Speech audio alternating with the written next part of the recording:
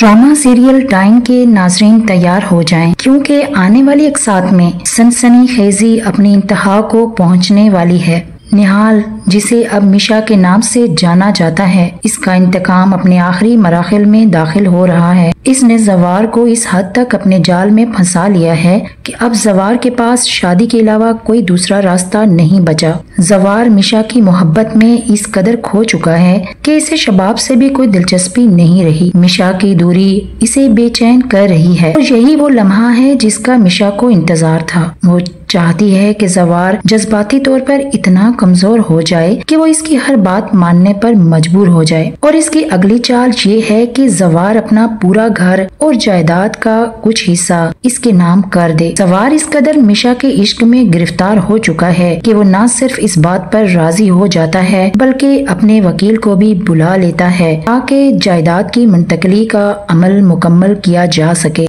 दूसरी जानिब फौजिया और शबाब मिशा को रास्ते से हटाने के लिए बेकरार हैं। शबाब का एक बार तो नाकाम हो चुका है, लेकिन एक बार फिर मिशा को खत्म करने की कोशिश करती है। वो नौकरानी को एक बार फिर जहर देने का हुक्म देती है, लेकिन इस मर्तबा बहुत ज्यादा एहतियात बरतने की ताकीद करती है। ताहम मुलाजमा बहुत ज्यादा डरी हुई है और हुक्म मान लेती है, लेकिन इस बार मिशा को कुछ शक हो जाता है। इसका यकीन पुख्ता है कि इसे पहले भी तो मारने की कोशिश की गई थी और इसके कातिल इसी घर में हैं। मिशा एक और जबरदस्त चाल चलती है। मुलाजमा जब मिशा के लिए जहर मिला हुआ चाय का कप लेकर आती है तो मिशा वो चाय फौजिया के कमरे में भिजवा देती है। फौजिया को इस बात का इल्म तो नहीं है कि चाय में जहर है। वो इसे पी लेती है। चाय पीते ही फौजिया बेहोश हो जाती है। इसकी हालत बिगड़ने लगती है। फौजिया की ये हालत देखकर शबाब बेहद परेशान हो जाती है। वो मिशा को देखती है जो बिल्कुल सही सलामत इसके सामने खड़ी है।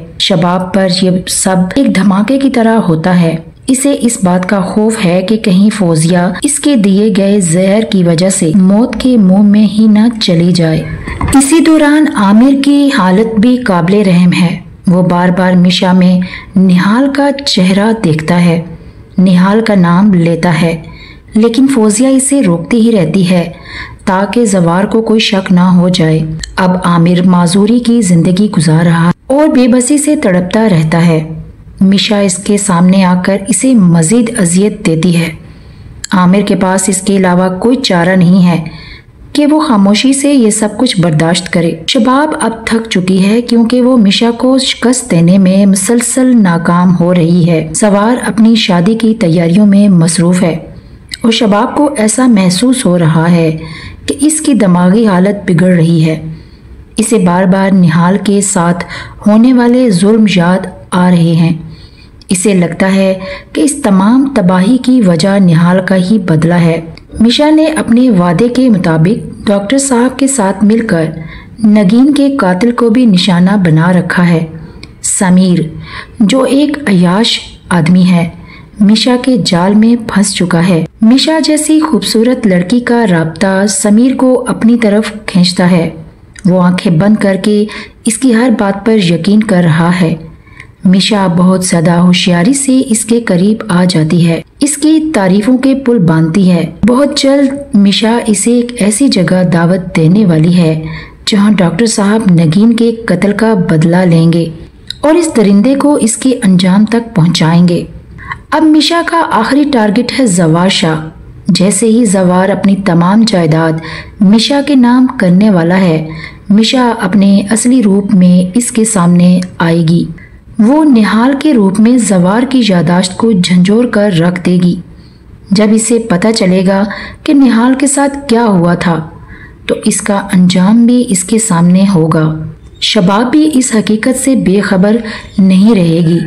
वो मिशा का शनाख्ती कार्ड देखकर हैरान रह जाएगी और इसे यकीन ही नहीं आएगा कि निहाल कब्र से वापस कैसे आ गई, जबकि इसने उसे दफन होते भी देखा था। अब मिशा के निशाने पर हैं आमिर, फौजिया और शबाब। बहुत जल्द ही वो अपने अंजाम को पहुंचने वाले हैं।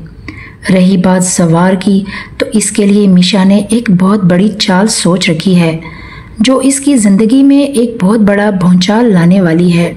इस ड्रामे की मज़ीद दिलचस्प अपडेट्स के लिए हमारे साथ जुड़े रहिए और चैनल को सब्सक्राइब करना ना भूलिए।